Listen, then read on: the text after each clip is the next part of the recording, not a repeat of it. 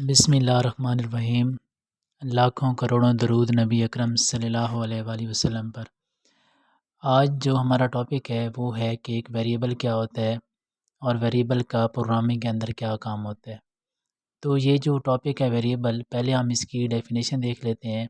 तो डेफिनेशन ये है कि वेरिएबल वैसे अगर आमतौर पर देखा जाए मैथ के लिहाज से, तो वेरिएबल ऐसी क्वांटिटीज़ होती हैं कि जिनकी वैल्यूज़ हम बार बार चेंज कर सकते हैं। यहाँ पर वेरिएबल से मुराद ये है कि ये मेमोरी की यानी कि रैम के अंदर जो लोकेशन है किसी जगह का नाम जो है उसे हम वेरिएबल कहते हैं। तो डेफिनेशन देखें तो नेम मेमोरी लोकेशन या कहाँ पर बन दिया है, तो रैम के अंदर क्रिएटेड ऑन द रैम। पहले मैं इसकी एग्जांपल आपको एक तस्वीर की सूरत में देता हूँ। आप देखें, ये हमारे पास एक तस्वीर है। ये क्या है कि एक शूज़ कंटेनर है जिसके अंदर हम अपने जूते वगैरह रखते हैं।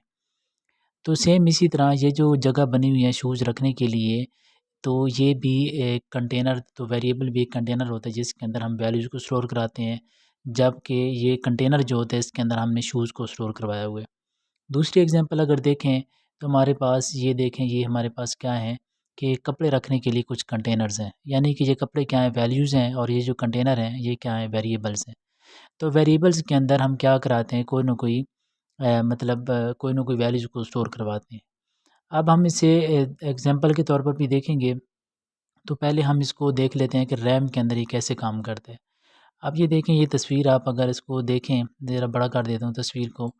अब इसके अंदर देखें, हमारे पास एक वेरिएबल है ए, और इसके अंदर वैल्यू जो है 5 स्टोर हुई है। अब ये ए क्या है, ये वेरिएबल है, यानी ये लोकेशन का नाम है जहाँ पर हमने वैल्यू को स्टोर करवाना है। इसी तरह बी है, तो बी के अंदर हमने 10 को स्टोर करवाया हुआ है। एक्स है तो इसमें 2, एक्स वाई है तो इसमें हमने 32 स्टोर करवाया हुआ है। रैम के अंदर मैं ये क्या है, लोकेशंस हैं, लोकेशंस के नाम में, और इसके अंदर ये वैल्यूज़ हैं। सेम इसी तरह जैसे मैंने आपको बताया कि ऊपर अगर देखें तो ये कंटेनर्स हैं और कंटेनर्स के अंदर जूते स्टोर करवाए हैं। तो इसी तरह ये ए बी एक्स ये क्या हैं, कंटेनर्स हैं, और इसके अंदर ये वैल्यूज़ को हमने स्टोर करवाया हुआ है। इसको हम क्या कहते हैं, वेरिएबल्स कहते हैं। अब हम जाते हैं कि वेरिएबल इनिशियलाइज़ करना। तो ये हमारे पास नेक्स्ट टॉपिक है, वेरिएबल को इनिशियलाइज़ करना, यानी कि इसको शुरू करना। अब वेरिएबल इनिशियलाइज़ से क्या मुराद है, इससे मुराद ये है कि assigning a value to a variable, कि जब भी हम एक वेरिएबल को कोई वैल्यू असाइन करते हैं तो इस प्रोसेस को हम कहते हैं वेरिएबल इनिशियलाइजेशन। इनिशियलाइज़ का मतलब होता है शुरू करना। तो अब देखें एग्जांपल के तौर पर, जैसे मैंने यहाँ पर लिखा है कि x इज़ इक्वल टू 20 है और y इज़ इक्वल टू 9.5 है। तो ये जो वैल्यूज़ हैं हमने क्या कराया, x के अंदर स्टोर करवाया। जैसे आप शक्ल के अंदर भी देख सकते हैं कि यहाँ पर जैसे मैंने आपको बताया कि ये एक्स के अंदर 5 स्टोर है, बी के अंदर 10 स्टोर है। ये अगर ये देख लें यहाँ पर, सेम इसी तरह मैंने यहाँ पर भी कर दिया है कि एक्स इक्वल 20 और वाई इज इक्वल टू 9.5। तो ये हमारे पास क्या है, तो ये हमारे पास वेरिएबल की इनिशियलाइजेशन है, यानी शुरू करना। अब वेरिएबल जब हम बनाते हैं तो मैथ के अंदर तो कुछ रूल्स फॉलो नहीं होते, जबकि इसके अंदर प्रोग्रामिंग के अंदर हम कुछ रूल्स को फॉलो करके इसको बनाते हैं।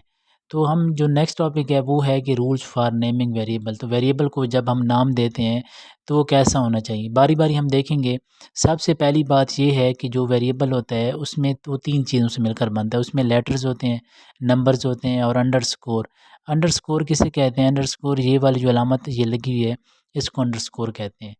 तो ये 3 चीज़ें, यानी कि हमारे पास लेटर, नंबर्स और अंडरस्कोर से मिलकर कोई भी वेरिएबल बनाया जाता है।